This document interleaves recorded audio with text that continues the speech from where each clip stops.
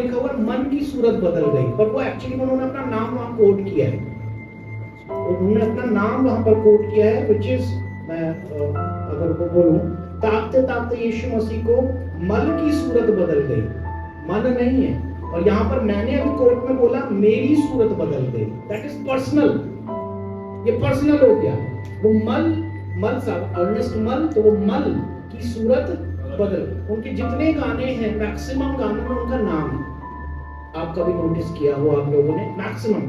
और शायद से कई लोग जो गाना लिखते हैं या जानते हैं समझते हैं, वो समझ पाते हैं कि जो गाना लिखता है वो अपना नाम बीच में जरूर कहीं ना कहीं ऐड करता है, तो वही उनका एक किरदार था, अब नहीं है दुनिया में वो। तो उन्होंने बोला मल की सूरत बदल गई, मैंने यहाँ कोट किया मेरी सूरत बदल गई, ताकि आप भी अपने आप के लिए शब्द कहें मेरी सूरत बदल गई। एक्चुअली में हमारी सूरत बदलनी चाहिए, लेकिन कब? ताकते ताकते उसको। बाइबल में ऐसे कितने ही कैरेक्टर्स हैं जिन्होंने उस परमेश्वर को ताका या परमेश्वर को देखा और उनकी जिंदगी बदल गई। और अगर मैं और आप आज भी अपने स्वभाव अपने जीवन में बदल नहीं पा रहे हैं, तो हम ताक तो रहे हैं लेकिन मसीह को नहीं। संसार को, लोगों को, समाज को, नीचे को, गहरे को, काले को, सफेद को हम कहीं और ताक रहे हैं। हमारा ताकने का नजरिया थोड़ा सा गड़बड़ है। जब मुझे रीडिंग करने में प्रॉब्लम आ रही थी, तो मैंने बोला मुझे दिखाई नहीं दे रहा सही से, चश्मा वश्मा लग गया होगा। उन्होंने लेंसेज लगा करके चेक किया, तब जाकर के ये वाला फिट हुआ। तो अब मैं सही से देख, चश्मा लगाने वाले जानते हैं, जब सही विजन नहीं होता तो प्रॉब्लम होती है देखने में। तो मसीह को अगर सही तरीके से नहीं देख पा रहे हो, तो कलाम का चश्मा लगा लो, ताकि उसको सही तरीके से देख पाओ, उसको सही तरीके से समझ पाओ कि मसीह वो है। बाइबल में एक घटना मुझे याद आती है लूका रचित सुसमाचार में, कि एक जक्कई व्यक्ति जिसके कानों में एक खबर पहुंची थी कि यीशु मसीह का एक ऐसा किरदार, एक ऐसा व्यक्ति है जो बड़े बड़े आश्चर्य कर्म करता है। उसने अंधों को आंखें दे दी, लंगड़ों को चला दिया, बीमारों को उठा करके खड़ा कर दिया, दुष्ट आत्माओं से ग्रस्त लोगों को बेहतर कर दिया, शुद्ध हो गए, चंगे हो गए, और बड़ी बड़ी चर्चाएं उसकी सुनी। तो उसके मन में आया, ओह आज वो यरीहो से होके जा रहा है, क्योंकि वो खुद यरीहो में था। तो यरीहो से होकर के जा रहा है, तो मैं भी यरीहो में जाकर के उसको देखूंगा, मगर मैं देखूं कैसे? उसके विषय में लिखा है कि वो नाटा था, कद का छोटा था। तो उसे इस बात का आभास हुआ कि मैं उसे देख नहीं पाऊंगा, क्योंकि उसके देखने में मेरे सामने जो रोड़ा है वो ये है कि मेरा कद, लोग होंगे लंबे चौड़े कद गाठी के लोग हैं, लेकिन मेरा कद छोटा है, मैं उसे कैसे देखूंगा?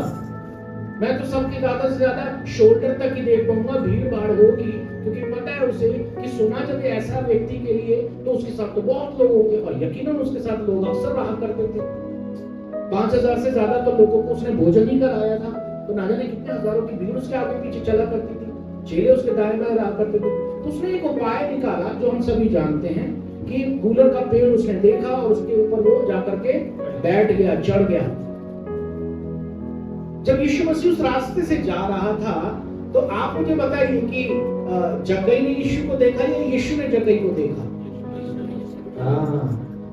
बाइबल में ये लिखा है कि वो गूलर के पेड़ पर चढ़ करके वो देखना चाह रहा था कि यीशु कौन है।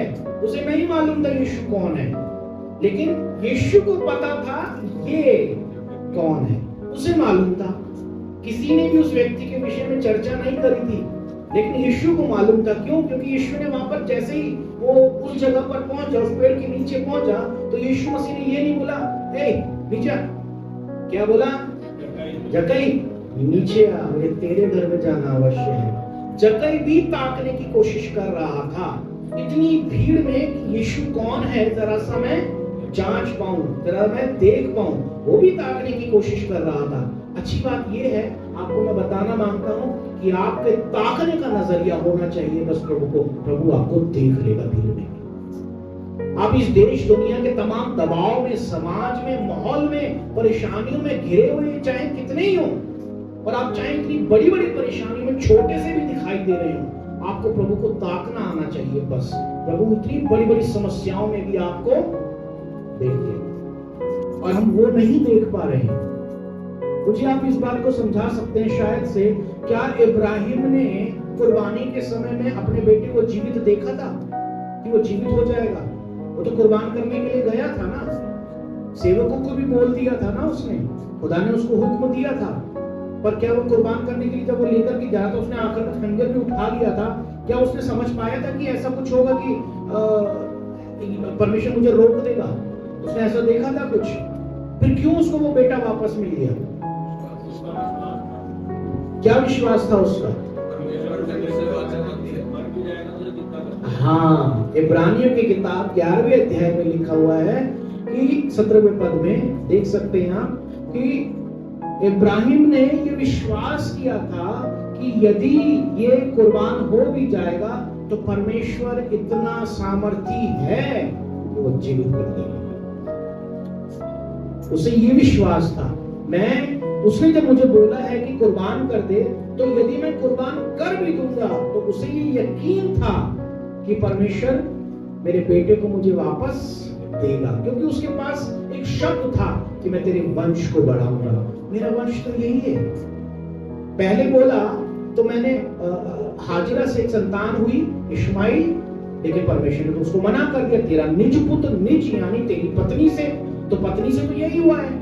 अब खुदा बाप अगर इसी को मांग रहा है तो इसके पीछे कोई प्लान बी नहीं है, प्लान फिक्स है कि तेरे संतान को मैं बढ़ाऊंगा। और परमेश्वर यदि उसी को मांग रहा है तो इसके पीछे का एक विश्वास तो ये है कि मार भी दूंगा, कुर्बान भी कर दूंगा, तो वो जीवित करेगा। यदि परमेश्वर का वचन मुझको आपको हिदायत देता है, सिखाता है, तो मुझको आपको मान लेना चाहिए कि परमेश्वर से बड़ा कुछ भी नहीं है मेरे लिए। किसी किस्म की समस्याएं मेरे लिए कुछ नहीं है। आपको मालूम है, एक व्यक्ति के विषय में बाइबल में लिखा हुआ है कि वो यीशु के पास दौड़ता हुआ आया और दौड़कर आकर के उससे क्या कहता है, हे प्रभु, अनंत जीवन पाने के लिए मैं क्या करूं? वो क्या देख रहा है? क्या देख रहा है वो? अनंत जीवन।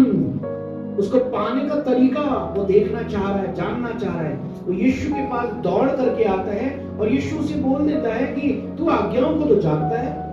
उन्हें माना करके, प्रभु मैं तो उन्हें बचपन से मानता चला आ रहा हूं। ध्यान करिएगा, ऐसे सैकड़ों लोग होंगे जो बचपन से क्रिश्चियन फैमिली में ही पैदा हुए, बाइबल उनके घर में थी, पादरी साहब उनके घर में आया करते थे, मीटिंग्स में भी चले जाया करते थे, सब कुछ हुआ करता था। लैंड्स में प्रेयर्स भी हुआ करती थी, फास्टिंग भी हो जाया करती थी, कैंडल भी जला लिया करते थे, सब कुछ होता था। लेकिन मेरे प्रिय, परमेश्वर ने उनके जीवन में वो उद्धार का कार्य नहीं होने दिया, नहीं करा। रीजन, क्योंकि वो मात्र एक नाम के साथ इस संसार में जी रहे, लेकिन प्रभु से उन्हें कोई काम, कोई मतलब नहीं है। ऐसे सैकड़ों मिल जाएंगे। आपको शायद इस बात का अंदाजा होगा, और मैंने कहा भी है पहले, कि मछली कहाँ रहती है, कहाँ खाती है, कहाँ घूमती है, कहाँ मिलती है एक दूसरों से?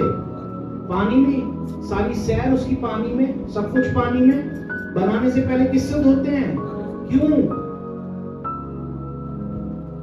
अरे तो पानी में तो थी। मुझे समझाइए, सब कुछ तो पानी में ही था उसका, फिर भी बनाने से पहले धो रहे हो। रीजन इसका, आप चाहे क्रिश्चियन फैमिली में पैदा हो जाओ, चाहे आपके मम्मी पापा कितने ही पुराने चर्च में जाने वाले हों, चाहे कितने ही संगति में जुड़ने वाले हों, पेरेंट्स भी ध्यान रखिएगा, बच्चों को समझा दीजिएगा कि हमारे कारण तुम्हारा उद्धार नहीं है, ध्यान रखना। उनको भी मसीह के लहू से धुलना पड़ेगा, उनको भी मसीह के लहू से धुलना पड़ेगा। और बहुतों को ये लगता है, बहुत सी संतानों को ये लगता है कि पापा मम्मी जाए तो रहे, उनके करने से हमारा भला। अगर ऐसा होने लग गया तो मेरे प्रियो, बाकी के सारे तो पादरी साहब को तो ज्यादा होना चाहिए, है ना? ऐसा नहीं है। अपने संतानों को, अपने बच्चों को ये सिखाएं कि हमारा करना हमारा हिस्सा होगा, तुम्हारा करना तुम्हारा हिस्सा होगा। ये व्यक्ति ये बोलता है कि अनंत जीवन पाने के लिए मैं क्या करूं, और उसको जो बताया गया तो बोलता है कि बचपन से मानते चला आ रहा हूं, बचपन से बहुत कुछ मानते चले आ रहे हैं, बचपन से बहुत कुछ देखते चले आ रहे हैं। यीशु ने इस बात को समझ लिया कि ये अभी भी इस बात से संतुष्ट नहीं है कि उन आज्ञाओं से जो उसको व्यवस्था में दी गई थी, शायद वो सारी व्यवस्थाएं मान रहा था। एक चीज इस बात से भी समझ में आती है कि उसके पेरेंट्स बड़े अच्छे थे, क्योंकि वो व्यवस्था को उसको सिखाते थे, बताते थे, समझाते थे, तभी तो वो मान रहा था, तभी तो वो मान रहा था। तो मैं सोचता हूँ कि उसके माँ बाप बड़े अच्छे थे, बट डू यू, क्या हम हैं ऐसे माँ बाप कि हम अपने बच्चों को सही सिखा पा रहे हैं कि परमेश्वर की आज्ञाओं को मानो? क्या हम सही सिखा पा रहे हैं? आइए परमेश्वर की संगति में चले, हम जा रहे तो तुम भी चलो। आइए परमेश्वर से प्रार्थना करें, हम करते तो तुम भी करो, हम उपवास करते तो तुम भी करो। सीखो, क्योंकि परमेश्वर का वचन ये सिखाता है।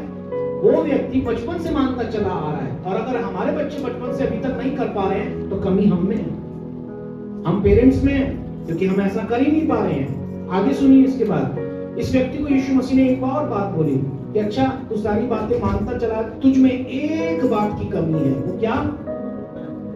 जो तेरे पास है उसे जाकर के कंगालों में बांट दे।